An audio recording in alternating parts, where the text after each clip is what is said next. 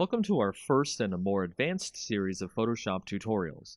Here we'll talk about some interesting settings and techniques that will get you more acquainted with Photoshop in general. Let's talk about curves. Curves is a setting in Photoshop that allows you to get richer tones and colors in your pictures.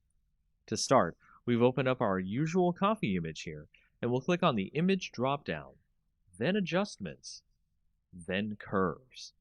You can also hit Ctrl+M at the same time. Doing this will open the Curves window, which looks like a neat graph chart. In the middle, you should be seeing a line going from the bottom left to the top right. If you want to apply a quick preset which will set the settings for you, you can click the drop-down and change from the default to other settings in the list. Setting the color preset to color negative changes some things here, which we'll explain. As you can see, the individual values on the chart have changed. The original black line is still the same, but each individual color has changed. This is a permanent way to change the values of the image, but if we wanted to make it something a little less permanent and tweak the settings as we edit our image, we can make a new layer by going to Layer, New Adjustment Layer, and then Curves. This will allow us to have our own layer that we can edit the properties of in the Properties window.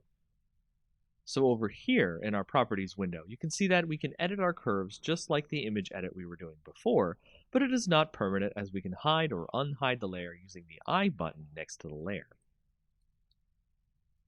So the main thing to take away from curves is reading the histogram and placing points. We can place points on the histogram so we can change the color changes anywhere in the image, based on the dark spots or the lighter spots of the image.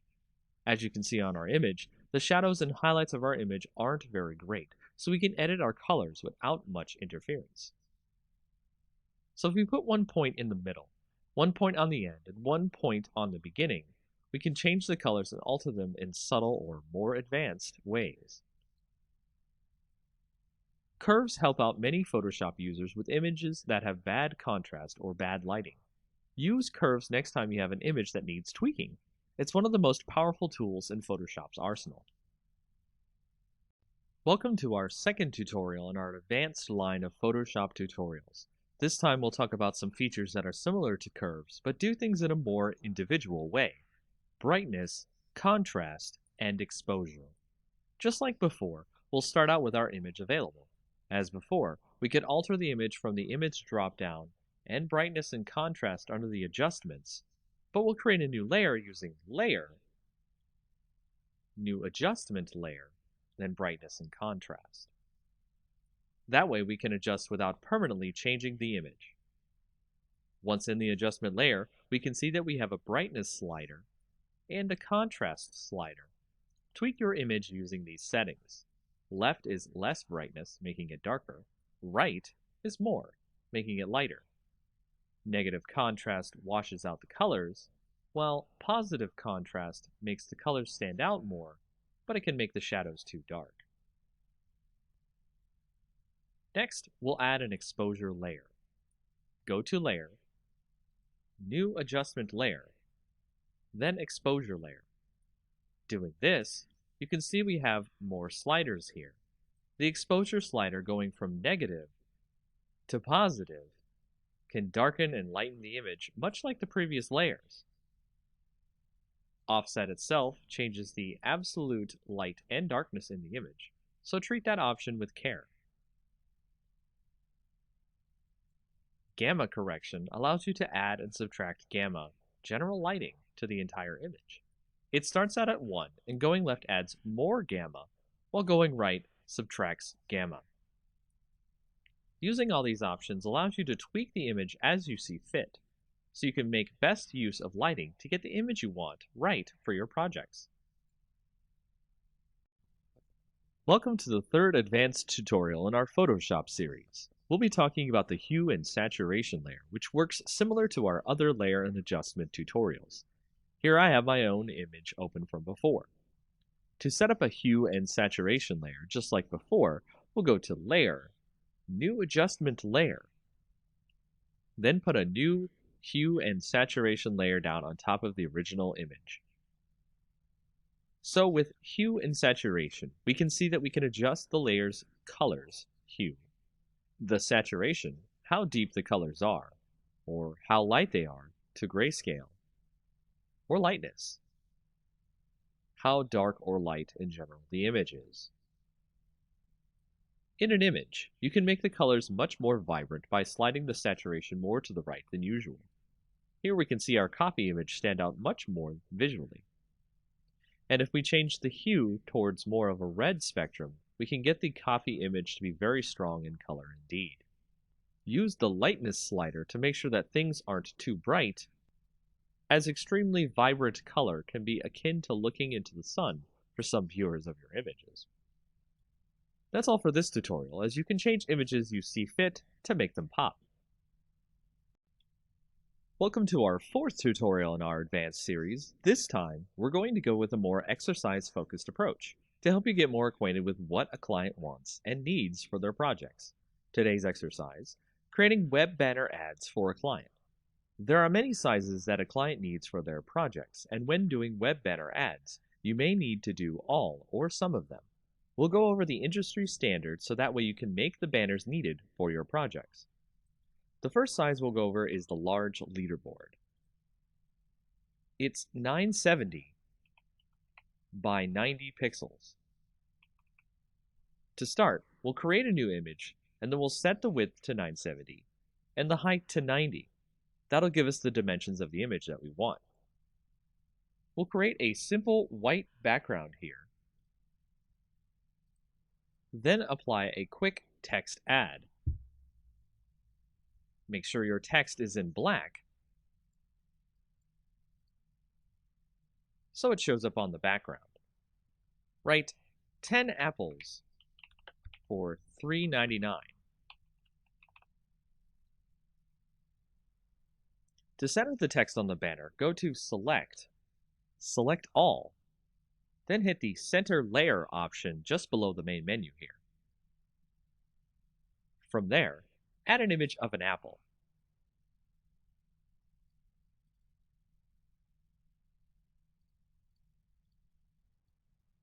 Here I've added a quick image of an apple I found on the net to both sides of the banner to give it more of a friendly look. And if we were to be finished here, this would be the first type of ad we would have to create for our client. Next, let's create a half-page ad, which is a 300 pixel by 600 pixel version. First, save our image as a PSD.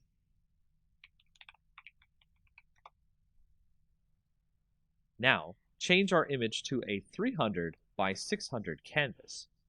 Go to Image, Canvas Size, and change the inches drop-down to pixels. Here, type in 300 width, 600 height. You'll notice our apples and text is now strangely off screen, and our background isn't fully white. We'll fix all of that and show you how to continue to make other sizes of ads. If you notice, the apple images aren't exactly gone. They're just off screen to the image's canvas.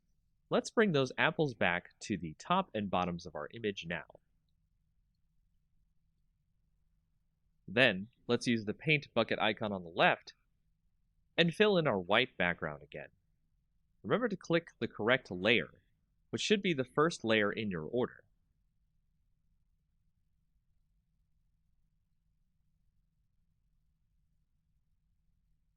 If it helps, name your layers so that you can remember which is which.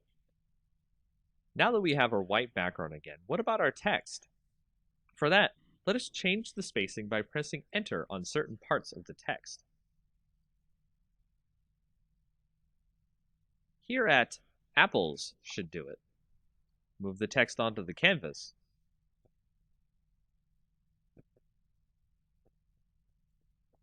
And resize the text as necessary. For vertical text, I like to use centered text under the Paragraph tab of the font properties for a more pleasing aesthetic. And there you have it. We have a new ad that can save as a separate PNG or JPEG from our original Apple ad. From here, we can create all the rest of the industry standard ad sizes: 160 by 600, 120 by 600, 336 by 280, 300 by 250, 728 by 90, 468 by 60, 200 by 200, and 250 by 250. See if you can make Apple ads for each one of them. For our next project design tutorial, we'll work on creating some great YouTube channel art for yourself or for any clients using Photoshop. Let's get started with the correct size for YouTube channel art. Open a new file, and then set the width to 2560 and the height to 1440. As you start off here, you can see there's a lot of space for you to create some good channel art. What I recommend here is starting out with the theme of your channel or your clients. Is it a science channel? Is it a space theme? You'll need a good background here to show off the tone and mood of the channel in question. Let's assume space is the theme here. I've gone and grabbed a freebie space background here and imported it into the image. With this, we can have a nice canvas of art to build the YouTube's mood and image from. Our imaginary space YouTube is called Deep Cosmos.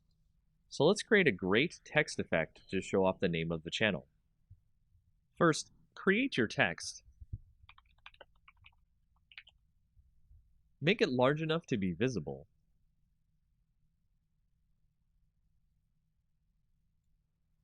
Then set the color by clicking the color part of the properties window and clicking a part of the image. Then we'll go into the layer blending option, give it a stroke, then click an inner glow effect. I've also used a different font here to give more of a unique look here. The type of font is up to you. I also recommend stacking the text on the right so the rest of the art can breathe and show off the theme for the channel. Add more text in a readable font, probably not cursive, for what the channel is used for, space exploration.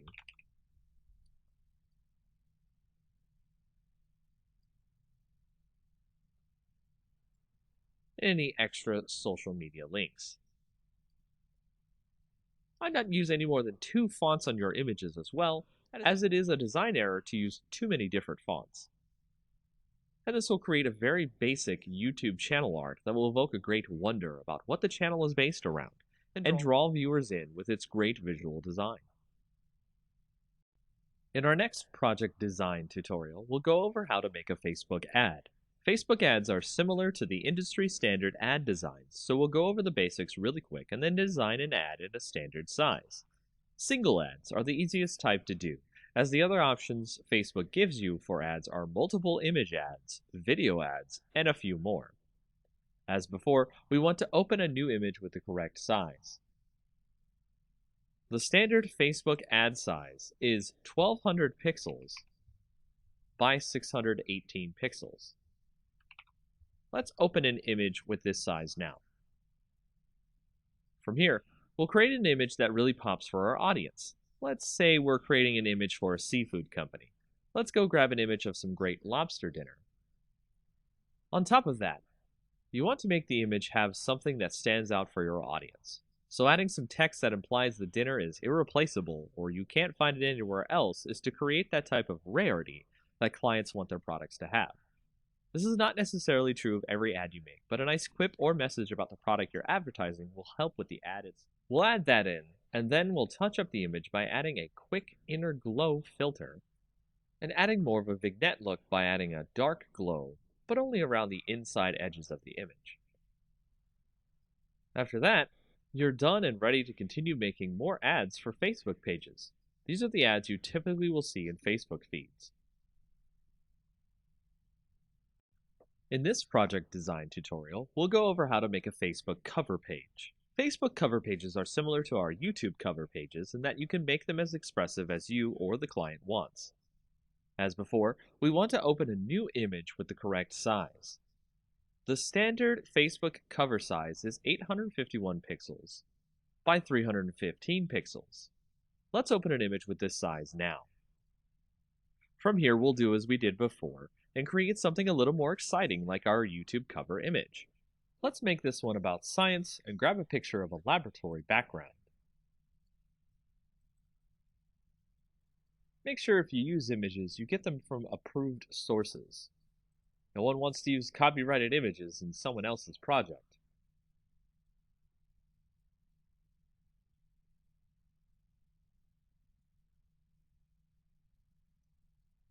Here we'll add some text, as well as maybe some other social media URLs in our image to give the impression that the page is outside of Facebook as well.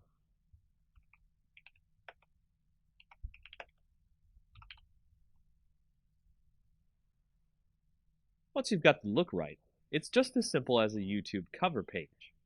One more thing, if you want to get the ratios right for mobile, make an image that is 640 pixels wide by 360 pixels tall. After that, it's really easy to make more cover pages as you see fit, as well as make sure to save everything as a PSD, so you can edit the cover page in case there's errors. Facebook also accepts PNGs for cover pages, so don't worry about compatibility too much.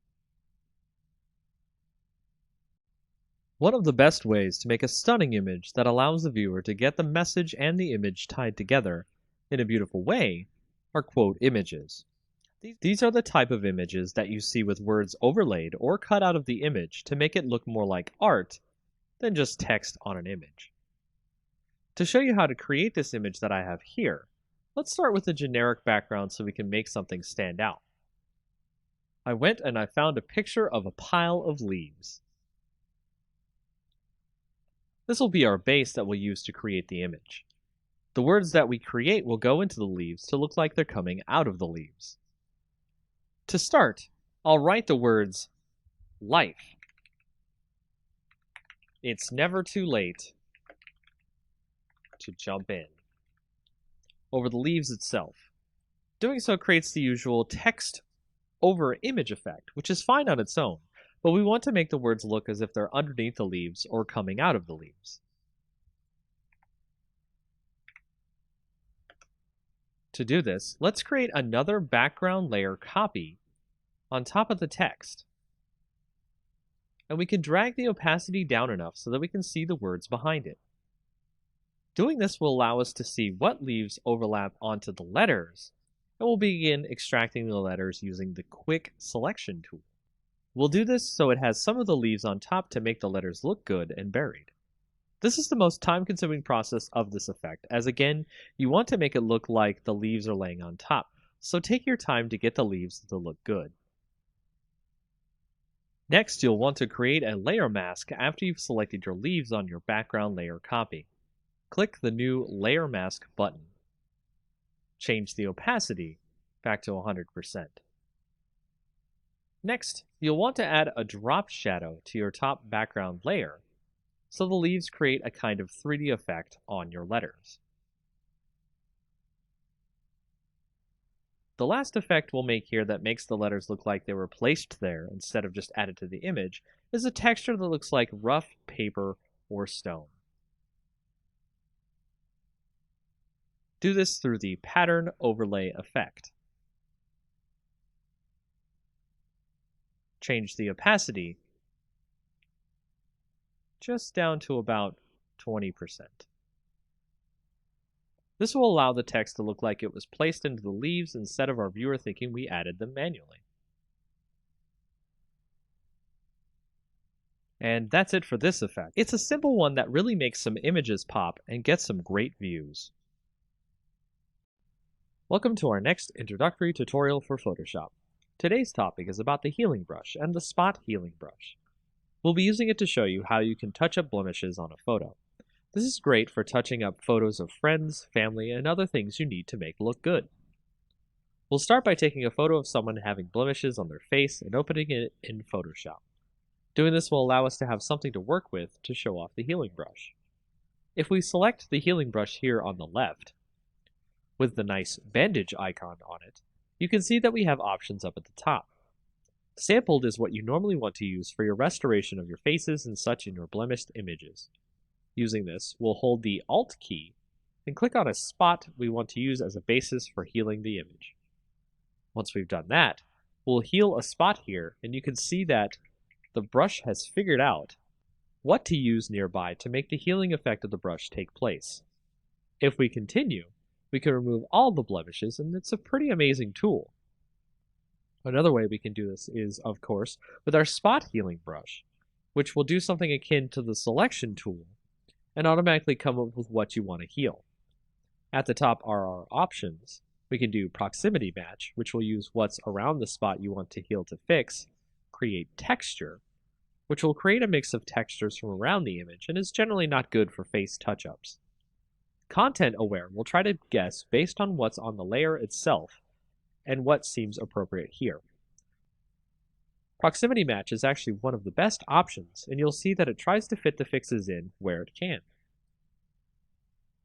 So be careful with your healing, and have fun making faces and other things look great. Smart filters are one of the most powerful features of Photoshop. We'll start this tutorial by showing you how we can make a smart object, add a filter to the image without it being permanent, and show you the power of smart filters that way. We'll start by opening this image of flowers here, and you can see that we have a great setup of a butterfly and some flowers. What we want to do is convert this image into a smart object, and all we have to do is right-click on the image and then click Convert to Smart Object. Doing that will set us up for any filters we want to add to this image, and it can be quite addicting to add filters and mess with the image. So let's try to isolate the butterfly here from the rest of the image. What we want to do is go ahead and go to Filter, then to go to Texture, and then Stained Glass. We'll fix the stained glass texture so that it looks smaller and looks good. We can see our butterfly in the back there. Next, we'll draw a nice quick selection around the butterfly. This is what we want to remain, and the rest stay in the stained glass filter. Last, we'll press Ctrl-I, which will put all the selection in black and allow us to see the butterfly. From there, we can tighten the mask around the butterfly so it looks like it's floating above the stained glass.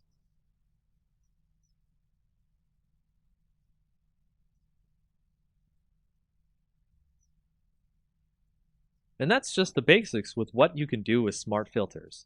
Easy, simple to use, and you don't have to worry about them permanently editing the image this way. This next tutorial will go over the basics of how to create a great image dispersion effect. This effect is great because it looks like the image is being torn apart, but in a way that looks realistic and graphically amazing. Let's learn how to do this together. I've opened up an image of a man here. First, I'll start by creating a duplicate layer of the man in the background.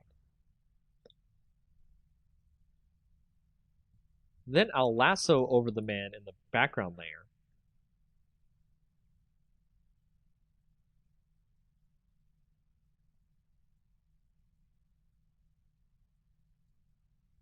Right-click, and then do Fill. Make sure it's set to Content Aware, and it will let you fill in the background over the original man in the picture. We'll then select the entire model by using the Quick Selection tool.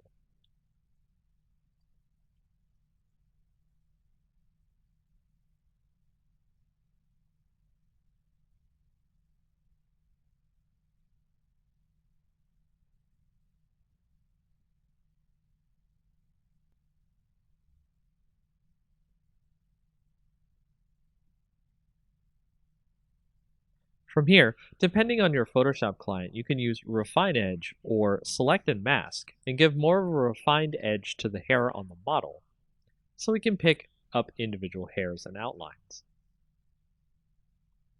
Before clicking OK on the Refine Edge, let's output the selection to a layer mask.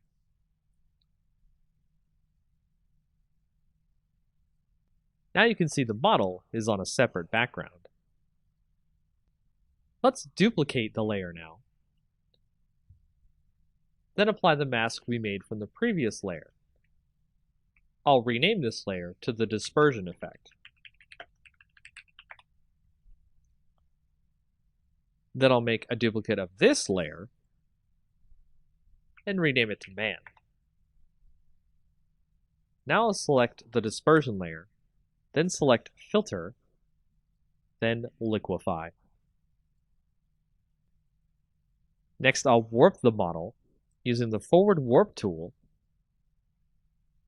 so we can make sure we can have a nice canvas for our effect later. This will determine the size of the dispersion effect. Take your time with the liquefy, then when you think you're done, hit OK. Now we'll make another mask, which we'll do by hitting Alt before clicking the new mask button, the little circle in a rectangle, so we fill the mask with black. This way, our dispersion effect is hidden until we need it. Before we continue, make the original background layer with our picture of our man hidden, so we can edit effects in. Now on our layer called Man, we'll make a new mask with no black filled in, so just click the new mask button without holding any keys down. Once we've done that, make sure you're on the Man layer's mask. Make sure your brush is set to black for the foreground color. Select the brush tool, then select a brush that will give a great dispersion effect. There are brushes out there for free that you can download that will give you the effect desired, so look for them. We'll edit the image to give a bit of a destroyed look. Then we'll switch to the dispersion layer and its mask as well. Switch the color to white, and start masking in, uncovering the warped layer we did earlier. This will give you the effect of a dispersion going onto the image and looks really great. Experiment with this feature. It will allow you to create some really interesting images. Welcome back to our next tutorial in Photoshop, where we'll go over how to do a double exposure effect. A double exposure effect is how we'll blend two images together to make an interesting art project pop. Perhaps your client or project will want you to create some striking images here, and doing so through Photoshop, you will definitely wow the viewer of this image. Starting out, let's pick two images that we want to blend together. Here I'll blend an image of a beach ball with an orange.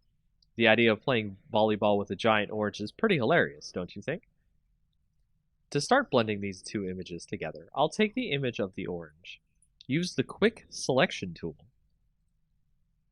and select the whole orange. Once I do that, I'll copy the orange selection into the image of the volleyball. As you can see here, the orange is way too large to be able to be blended with the volleyball. I'll need to scale the orange down to size. To do this, we'll need to make a copy of the volleyball layer to start off with. Drag the layer and make sure it's the top layer over the orange. Set the opacity to about 50%. Then we'll shrink the orange to about the same size of the volleyball. Do this by clicking the link icon up near the width and height. This way, with the opacity, we can see exactly what size we need the orange at.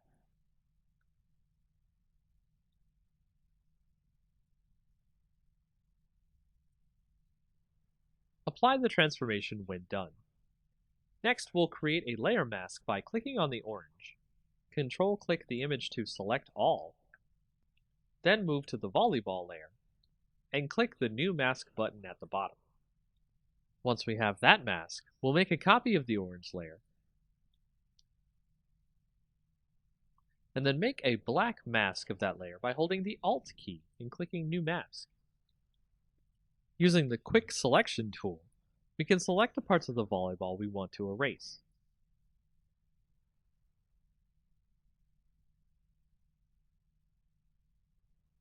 Once we've gotten the image the way we want, you can see that it has this great dual blend effect of having a volleyball that looks like a huge orange. Make sure to leave on the background for the largest effect of showing off the volleyball orange in the scene. Now you know how to use layer masks to blend two images together. Welcome to the next tutorial in our Photoshop series. We'll be doing this tutorial about a great neon text effect for your text. It's a simple effect that will make it really fun to add text to your images of brick walls, or nighttime building photos, and more. First, we'll start out with a brick wall image. Any brick wall image will do, as we will put our text over it and make it glow. Let's add some text now to the image and write neon, probably in a cursive font of some kind. Make sure the font size is large enough to fit into the middle of the image. Next, we'll add a hue and saturation layer to the image, so select the background layer, then go to Layer, click New Adjustment Layer,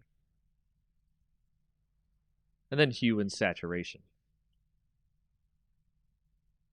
Set the saturation to pretty low, and the lightness as well, but not too dark.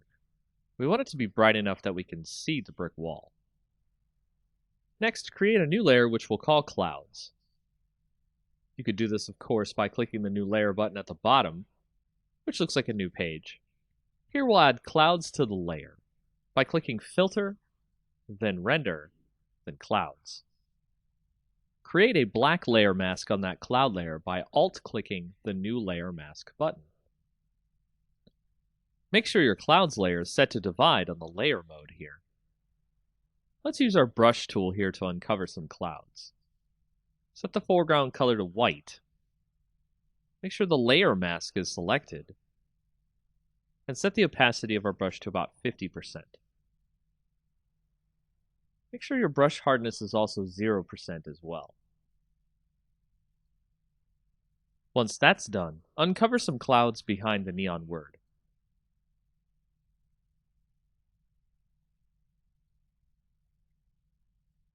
Next, we'll start working on our text. Make sure to change the font of the text to something blue if it isn't already. And go into the layer blending modes. We'll add a bevel and emboss effect to the text, making sure the style is inner bevel. The technique is smooth. The depth 185, the direction up, the size 3, and the soften 16. We'll also add an inner shadow effect, where the blend mode is multiply, the opacity 40%, the distance 5, the choke 0, and the size 5. Then we'll add an inner glow effect, where the mode is screen, the opacity 75, the noise 0, the choke 0, and the size 8. Make sure to make the technique here source center. Then hit OK. Create a duplicate layer of that text. Put it below the top layer of text, then convert it to a smart object. Add a Gaussian filter using the Filter dropdown, Blur, then Gaussian Blur. Set the radius to about 11 pixels. Now we'll create the wire that the neon sign is connected to the wall by creating a new layer above the clouds layer. Set your brush first to one with a full hardness, and about 13 pixels in width. Use the pen tool here on the layer, and click and drag out a line across the layers here in a curvy wave. Right-click on the line, and click Stroke Path. Make sure the Simulate Pressure option is turned on. Right-click the path, then click Delete Path. We'll add a blending layer effect to the line, bevel and emboss. Make sure that the depth is 245, size 0, and soften 3. Lastly, we'll add a more soft blue glow to the clouds and another layer. Add another layer on top of this layer, then switch to a soft brush with no hardness, with the size close to the size of our letters. Set the opacity to about 63%. Brush in some blue. Set the layer blending to soft light. And there you have it. Our neon sign is complete. Welcome to our next Photoshop tutorial. This time we'll be doing a great fire text effect. This can create a great illusion of text that looks like it's either made of fire or on fire. We've already started with a great fire effect image we'll use later in the tutorial. We'll proceed by opening a new file, making the height 1280, and the width 720. Change the background to black by using the Paint Bucket tool, and make sure the foreground color is black. Use the Text tool next, and a great tall font. I'll type the word fire here so we can see the effect on it later. Let's go to the blending options on our layer and add an outer glow. Change the color in the box here to F70300, then hit OK. Select the satin blending next and change that color to 872D0F, and hit OK as well. Change the opacity on the satin effect to 100%. Change the distance to 10 pixels, then hit OK. Now select Inner Glow. Change the blend mode to color dodge here. Next, change the color to E5C23B, then hit OK. Change the opacity to 100%, the size to 10 pixels, then hit OK. Now we're done with our text, so hit right-click on the text layer and rasterize our type. Now we're going to fade out the top of our fire text. So use the eraser tool and set the brush to 250 pixels with 0 hardness. Erase some of the text as you see here.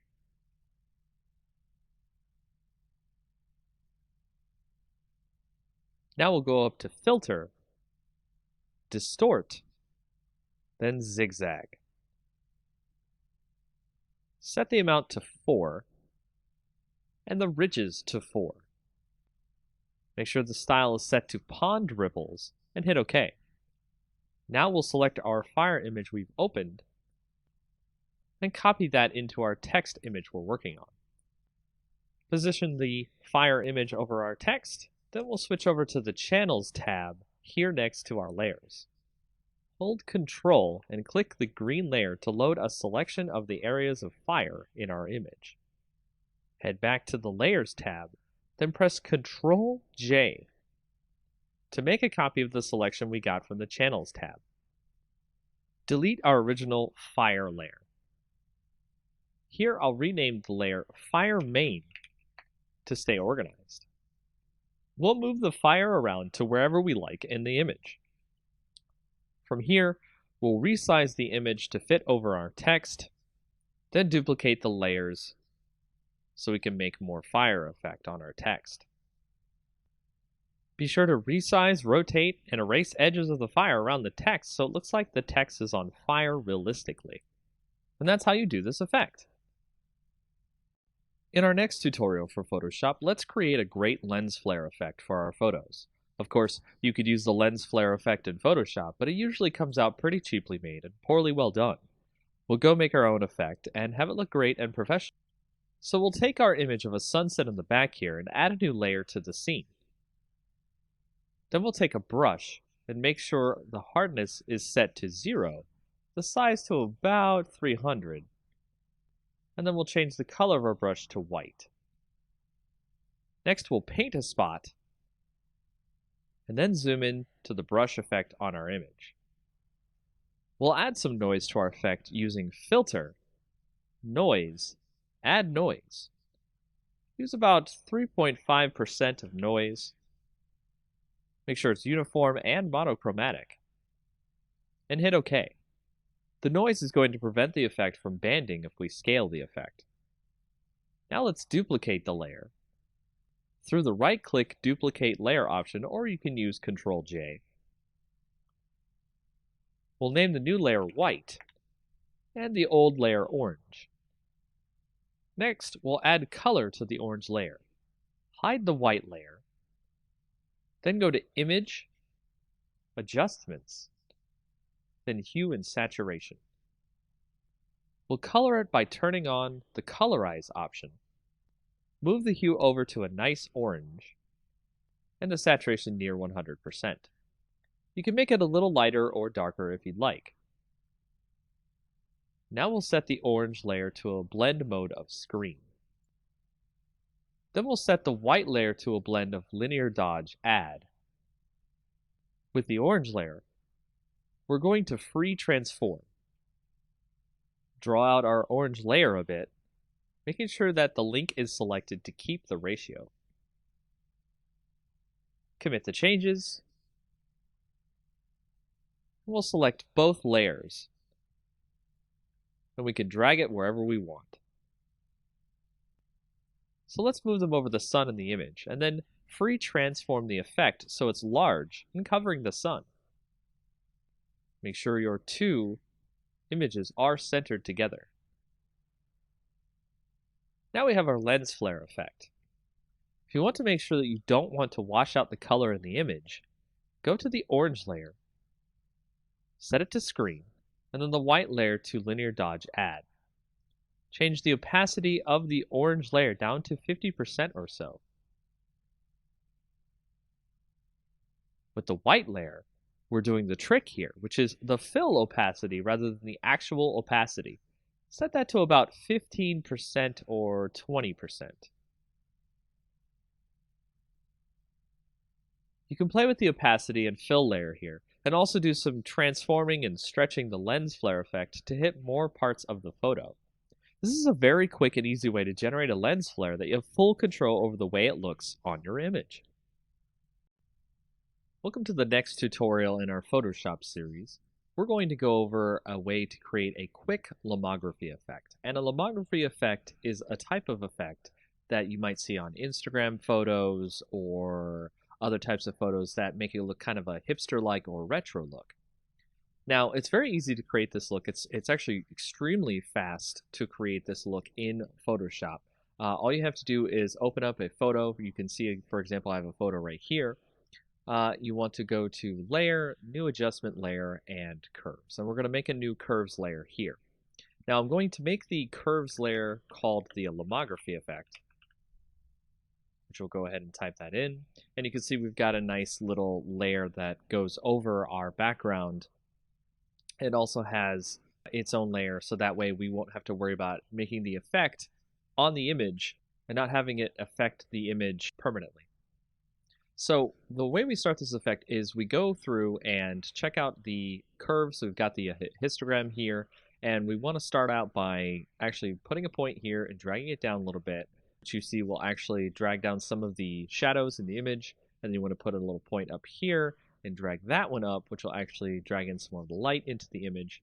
Then we'll go into the red, and we'll actually put a little point there, drag that down a little bit so we can get some more in there. But we actually want to drag the shadows up a little bit so we can get some more darkness, depth to the image.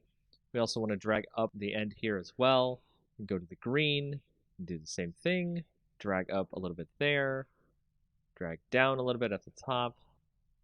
And then when we get to the blue, we'll actually do this a little bit different. We actually want to drag up on the previous one, and we actually want to drag down at the top here, which will actually add a lot of different blues to the image there. So if we go back to the original RGB, we can actually pull up the shadows a bit, because we want to create that kind of soft tone in the shadows as well. And by doing that, that allows us to create a great lomography effect. It's actually kind of overdone here. It's a little bit too much on the image. So if we go to the opacity, and when you turn the opacity down to maybe about like 50, 55, you can see that it has put itself over the image, and you can see a nice effect on your image that gives it kind of a hipster or retro look. And you can turn on and off the layer to see the difference in the image as we put the Lomo effect on.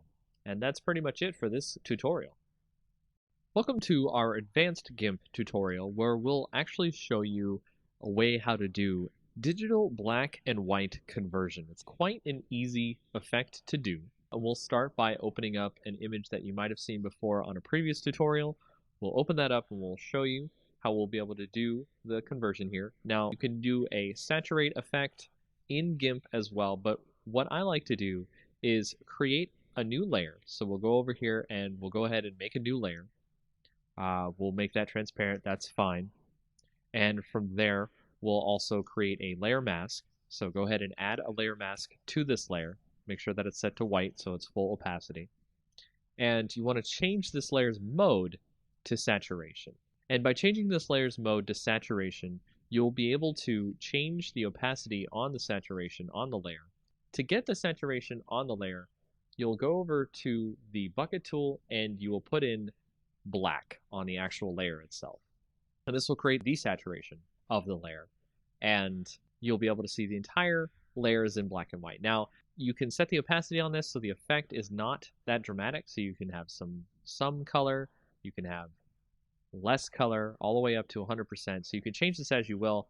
Instead of just using the saturation effect, which will be one time only, you can use this to great effect to choose the granular control over the black and white conversion effect. Now what you can also do is with this and having the mask, you can go to the original layer itself, use the scissors tool, and you can pick out parts of the image you want to have in color itself. So if you see here, I have picked out some of the glasses to be in color, and the scissors tool is one of the best tools for this as it tries to find the edges of the glasses on our background layer here. And of course you could drag each point to make sure it tries to find all of the different parts of the glasses, and then we'll go ahead and click inside to select it. And if we do that and then go back to our layer mask for our saturation layer, we can go in there and we can select the brush tool, make sure it's set to black because we're going to be painting on the layer mask so we can make the color shine through. And you can just start painting in those glasses there and make those glasses show up in actual color compared to the rest of the image. And that's just a very quick way of how to do digital black and white conversion in GIMP. Welcome to the next in our tutorial series about GIMP. In this next tutorial, we'll go over a quick way how to do a coloring of a sketch that you might scan in or you have received on the internet. And it's really easy to start coloring in GIMP. To start, we'll go ahead and have our sketch open, as you can see right here, and we will go ahead and add a new layer above that sketch. So we'll go ahead and make that a transparent layer, and we will also make sure that that layer is set to multiply instead of normal, because if it is set to normal, you'll just draw the color over the sketch beneath that layer. But with multiply, it actually adds the color over the layer, but in a way so that the previous layer on the bottom shows through. So if you see right here, we've set our color to something that's a little bit more skin toned. Make sure to do that as well, hit OK.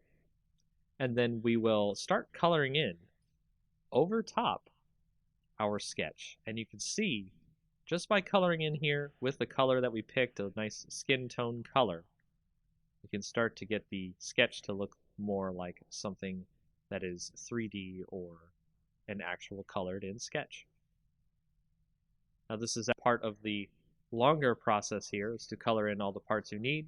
So I'm going to do just a really quick once over so that way it doesn't take too long and you can see the effects, but also we're not too worried about it being too messy. So as you can see there, I've colored in her face on this sketch. What we can also do is switch a little bit to the burn tool. We'll switch to the dodge and burn tool, then we'll switch to burn down here at the bottom on the options, so that way we can put in some shadows in the image where we think where the shadows are. And we can make sure to change your size of your brush. You can use that using the bracket keys on your keyboard. Left bracket, right bracket changes the size of your brush. And we'll brush in some shadows here on the image, right where the shadows seem to be. If you have a sketch that has the shadows on it, it makes it easier for you to burn in some shadows. And every time you click and burn in the shadows, it will stack on top of each other. So it will make the shadows darker and darker as you continue burning. Now you can see that there are lines here that we can easily tell between the color and the shadows. So from there, you can do a little bit of smudging, and smudging allows us to mix the colors together so that way they are not just lines on the picture. So we'll actually turn down the rate here of the smudging so that way it's not too obvious, and we'll start doing a little bit of smudging on the image here. You can make the lines turn into actual colors instead of very apparent as lines. And that is a very quick and easy way to get started with coloring in GIMP. Welcome to the next in our tutorials about GIMP.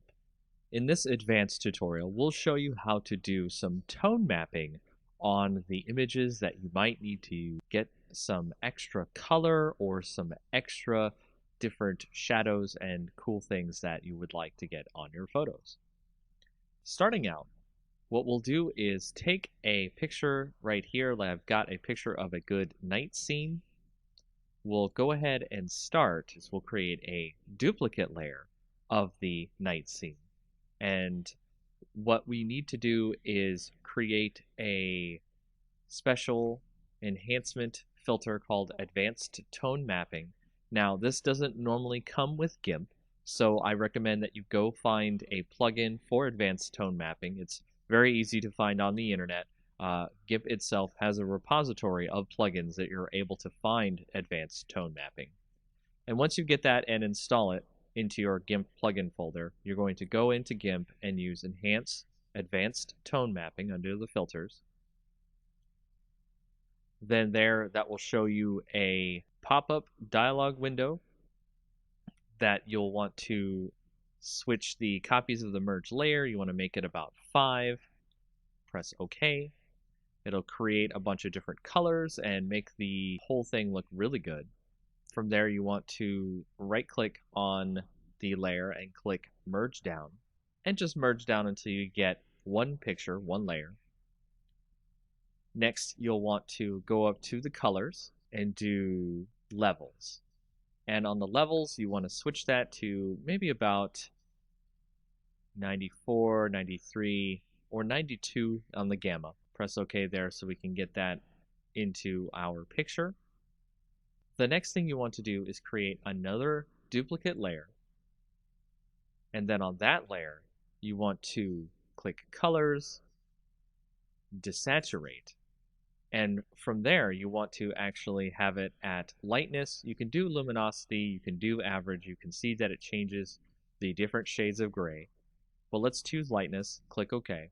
And then you want to go back over to colors, click invert, and you'll see all the different colors inverted here. Then you want to go to filters, blur, Gaussian blur. And you want to set that blur to about, I think I want to do 20. 20 here seems fine. So now to blur the whole image, what we're going to do with this blurred image is we're going to switch the mode on the top layer here to overlay. And now you'll see it has overlaid onto our image down below. And you want to tweak this by using the opacity bar over here on the right.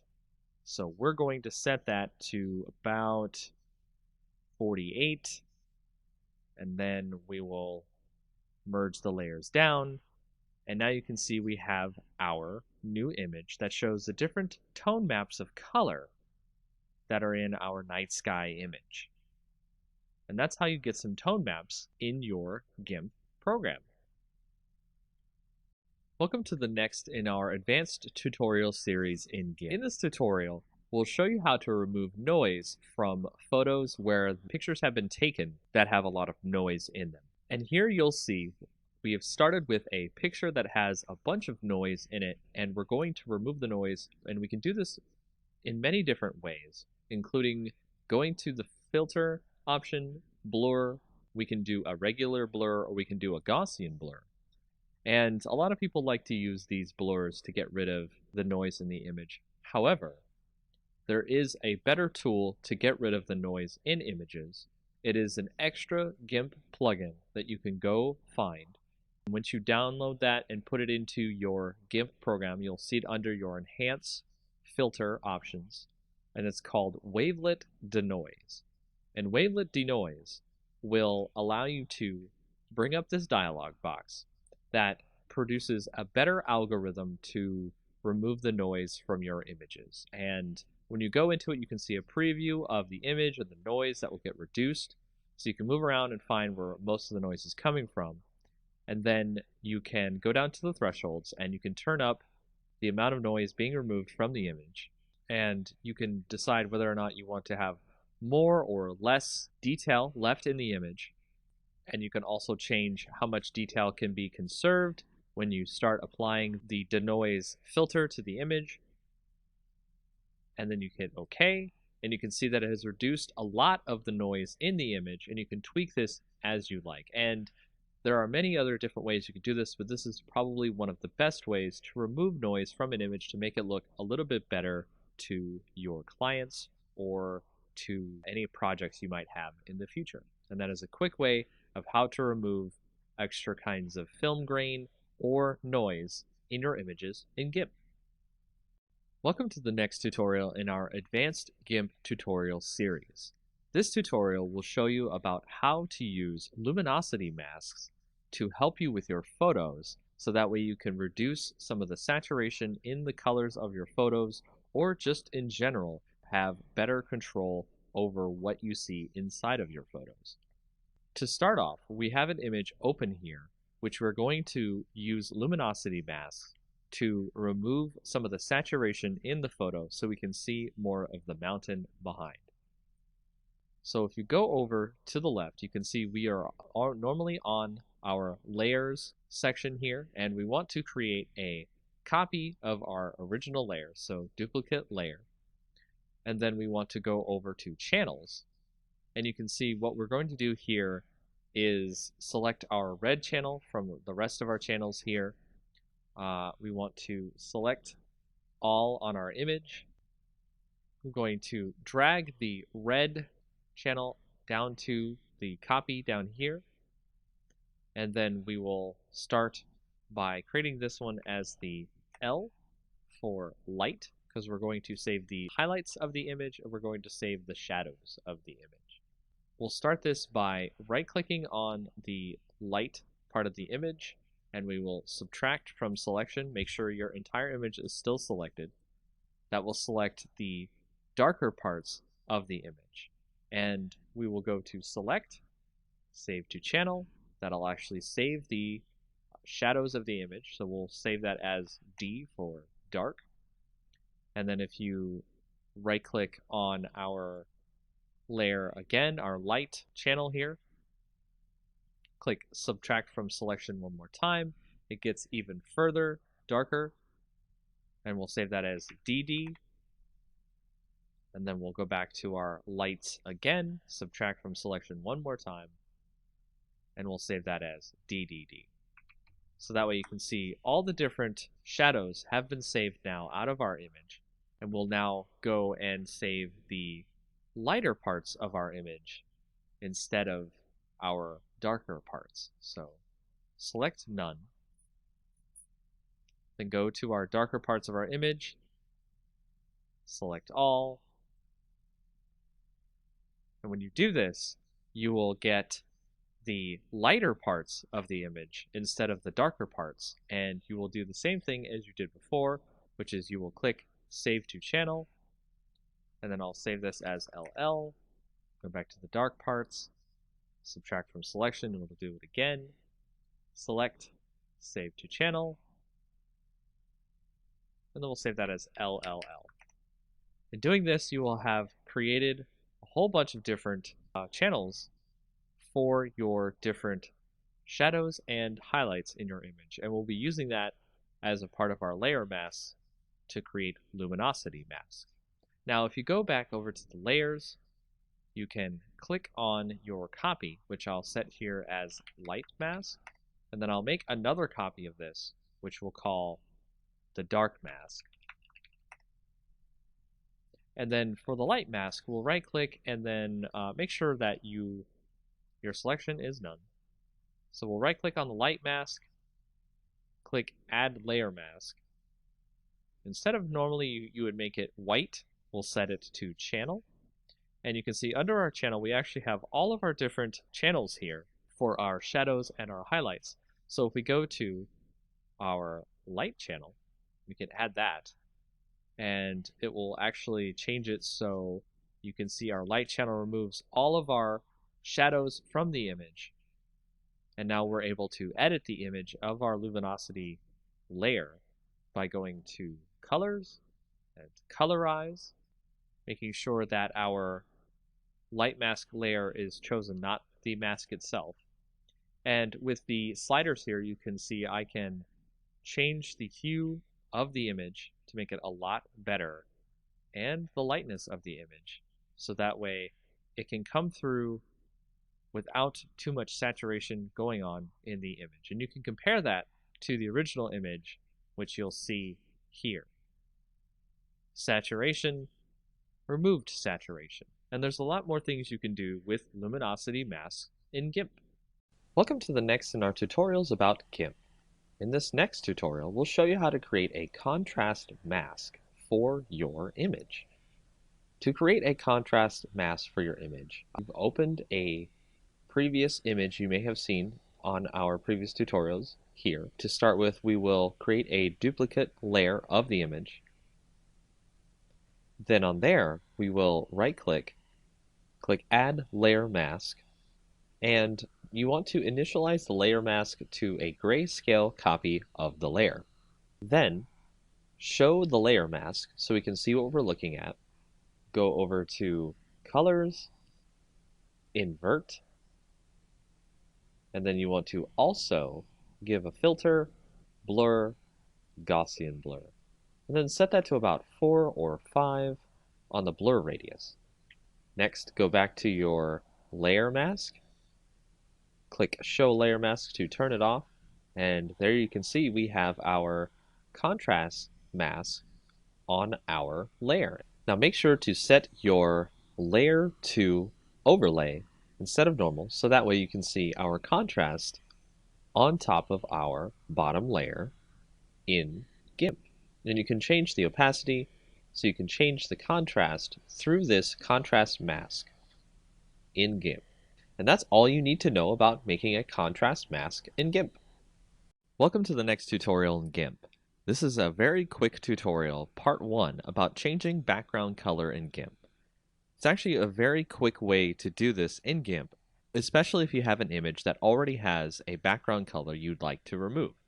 So the fastest way to change the color in your background is go up to Colors, Color to Alpha, and then you will see that there will be a color picker that you can pick down here, a little drop-down box from blank color to alpha, and then you can click on this little eyedropper here, click on the image, then go back to your color picker, press OK, and you'll see on the preview that it has removed the color from your background.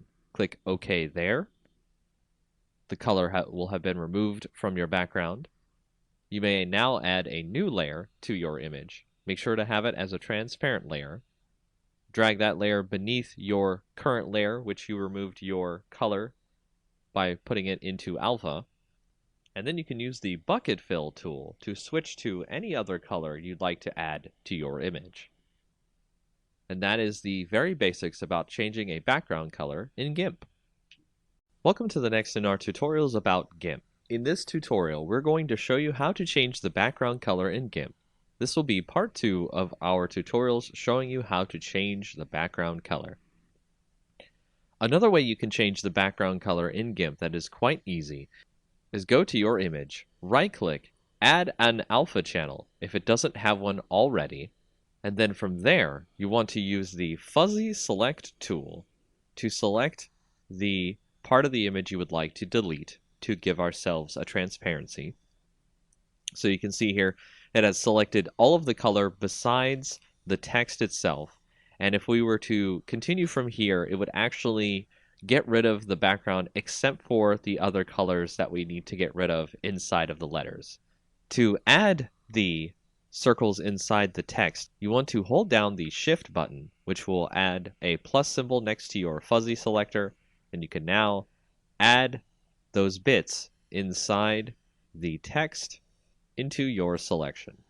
And doing so will allow you to delete all the parts of the image you want to get your alpha channel. So once you're finished there, just hit delete on your keyboard, and you'll see the background is now fully removed. And just like before, you can add a new layer with a transparency, put that below your current layer, and add a new color to your image by using the bucket fill tool. And that's another way about changing background color in GIMP. In our next tutorial in GIMP, we're going to show you what some of the blur filters can do to our images and add extra cool effects that might not be available elsewhere. We'll start by using our blur, Gaussian blur, motion blur, and pixelize blur filters, and that way you can see all the neat types of things you can do with your image. As you can see, we started with a bunch of duplicate layers of our original image and renamed them to blur, Gaussian blur, motion blur, and pixelize. From there, we can select our blur layer, turn that visibility on, and then go up to the filters, blur, and then blur. And it'll add a subtle blur effect to the image. You can see it on here. It's now much different from the original image. The details have been lost. And then we'll go up to our Gaussian blur, turn that visibility on, go to filters, blur, Gaussian blur, and we'll turn the blur radius to about 11 seems fine. That's our Gaussian blur. And then we'll go to motion blur, turn that one on. Go to filters, blur, motion blur. We're going to make it a zoom, maybe about the center of the image here. The length of the zoom we'll put about 28, and it'll take a little bit longer to do this effect if your image is large. So now you can see that there is a kind of rush to get to the mountain look to the image. It's really cool. Then we'll go to our pixelize layer.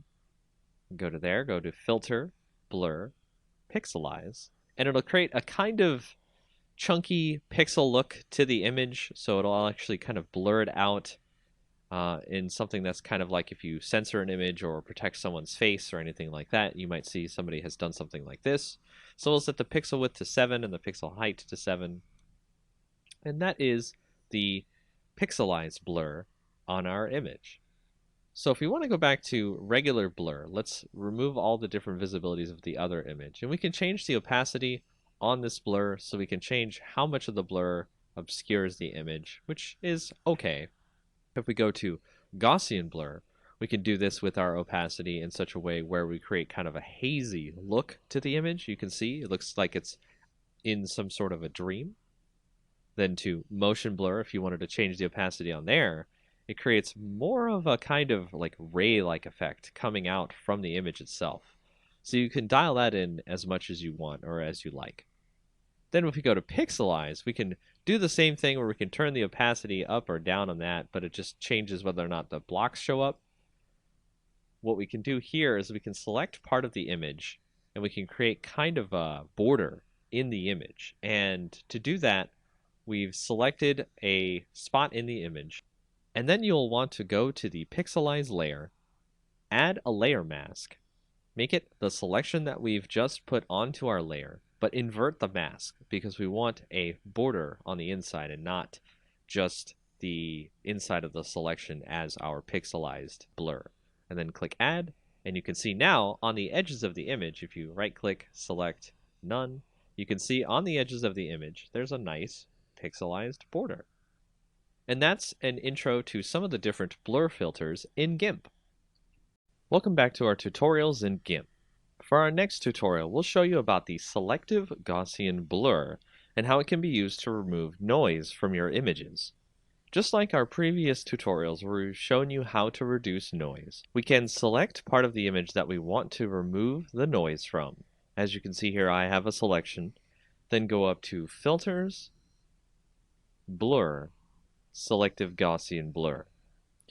And in that, you want to select where the delta is. That's basically telling the Gaussian blur how much of the image you'd like to remove the noise from. and set the blur radius so that way it can come out looking good. As we hit OK here, you can see that it has removed a lot of the noise from the image by getting rid of the noise through the blur. And that's just a quick way to show you how to do selective Gaussian blur in GIMP. Welcome to our next tutorial in GIMP. We'll go over more tools that have been used in GIMP to create different effects in your image.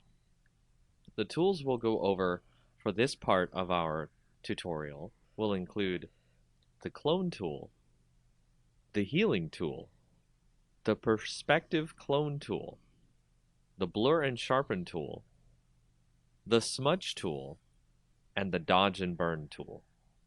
Starting out with the clone tool, if you go to our image that you see here, it will not let you do anything with the brush until you hold down Control, click a source on the image, and then it'll use that source when you decide to paint on your image, thus duplicating the image as you paint over it. The next tool, the healing tool, allows you to heal parts of the image much like in Photoshop when you want to fix parts of your image that have blemishes on them or other various problems. Much like the clone tool, you have to set a part of the image that you would like to use as the basis for healing the rest of the image. And as we start moving through our image, it'll try to heal the image based on what's around it, as opposed to the previous clone part where it just copied whatever it was using the source as. For the perspective clone tool, we can modify the perspective of our image, not in a permanent way, but in a way that GIMP will use when we decide to clone the rest of the image later. By going to the perspective clone option in the tool options, we can now set a source that we'd like to clone from, say this corner up here where the perspective will be changed, and we can paint that into our image. And as you can see, the perspective of the image in the upper left is now in our bottom right at a very different perspective. The next tool, blur and sharpen tool, we can set to blur. And then on our image, we can start blurring out parts of the image as we need to. And then if you set that to sharpen, you can sharpen parts of the image as you need to. You can turn up the rate on this to increase the sharpen amount, so that way you do not have to sharpen more than once on an image. If you go to the smudge tool, this will use the colors around it and smudge them together so they become more of a blur with all the colors that are included when you start smudging. The next tool, the dodge and burn tool, allows you to dodge, which is lighten up the colors in an image, but also do burn, which allows you to darken the colors in the image, creating more vibrant color as necessary. And those are some of the more advanced tools you will use in GIMP. In our next tutorial of GIMP, we'll go over some of the color tools that you'll use on your images to change various parts of your image. Much like Photoshop, these are some of the main tools you will use to switch color balance, brightness and contrast, curves, and more.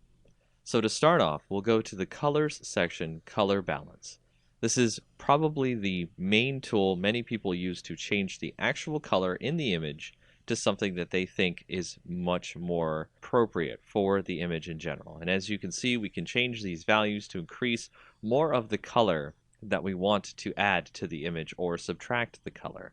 And we can change the shadows, the midtones, and the highlights of the image. The next tool is Hue Saturation, which allows us to change overall the hue colors that are added to our image. So we can make it a green or a pink or what have you. We can change the lightness of the image, how much extra light is in the image, or if there's more shadows. And we can add more saturation of color to the image or make it more toward grayscale. With the Colorize option, we can do this in a more direct way, where it adds the color directly over all of the image. And of course, you can do this with the saturation and the lightness as well. With the brightness contrast, we can change the brightness to be less on the image, the contrast to be more, and vice versa. With the threshold, we can change what the image sees in terms of darkness or light. And for this, I would recommend using a layer mask so you can have something to blend over the image itself instead of leaving this as its own layer. With levels, we can go in and change the gamma on the image, so we can reduce the gamma, make it darker, or add more gamma to make it lighter. With the curves, this is much like Photoshop, where you have a histogram, and you can set the points on the curves to drag down the shadows, increase the highlights, and change the way the image looks on a very granular basis.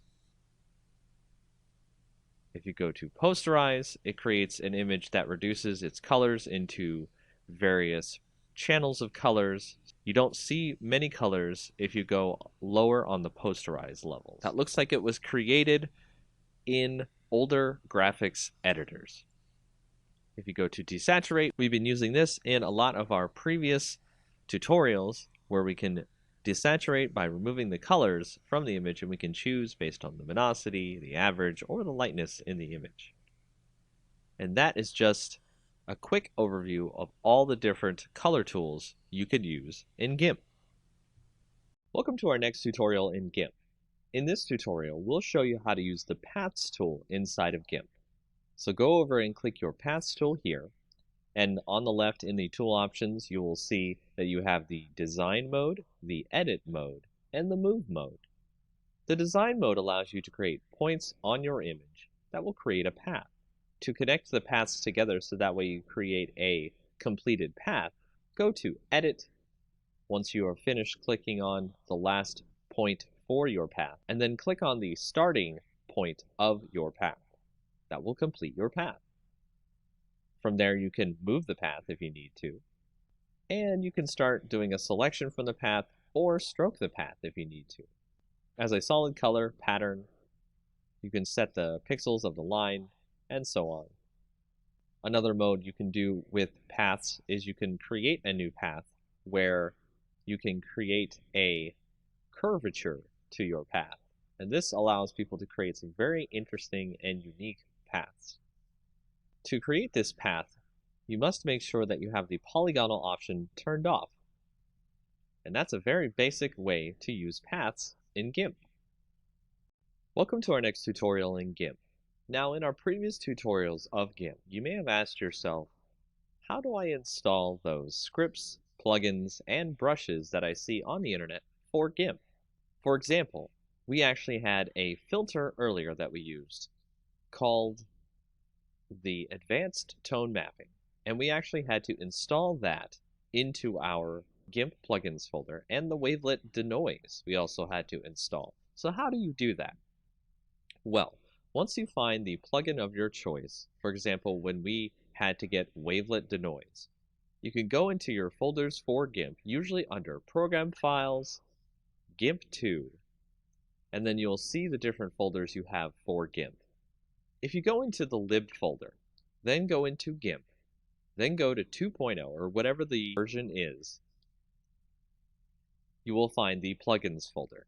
And this is the folder you will want to bring any plugins that are exe files that GIMP uses as extra plugins for its program. As you can see here, the wavelet denoise program is where we put that plugin. For other different things you want to put in your GIMP program, you go to the Share folder, the GIMP folder inside there, the version folder inside there, and then you can see that there are brushes folders, scripts folders, and various other folders you can bring extra things into GIMP to use for your projects.